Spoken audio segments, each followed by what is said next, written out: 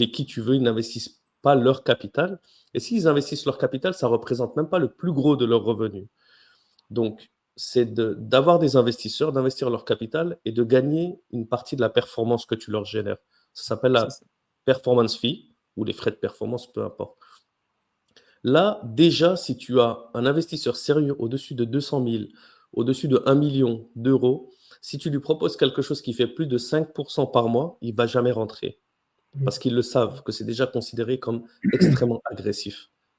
Pourquoi? Parce qu'ils s'imaginent, eux, l'objectif premier, c'est pas de faire du compounding, c'est de préserver leur capital et d'essayer d'avoir des rendements qui sont au-dessus de la moyenne du S&P 500 ou des choses comme ça.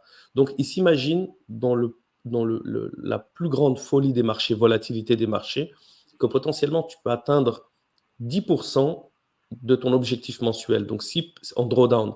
Donc, si par exemple tu vises 5% par mois, potentiellement, c'est que tu peux leur taper 50%. Donc, si tu leur dis non, j'ai une stratégie avec moins de 20% de drawdown, mais qui vise 5% par mois, il n'y a personne qui va te croire. Il n'y a personne qui va vouloir l'essayer. Donc, c'est pour cette raison que de 1, 2, 3% en moyenne mensuelle, essayer d'être justement au-dessus de 15, 20, s'approcher des 30%, c'est déjà très agressif et tu peux vraiment overperformer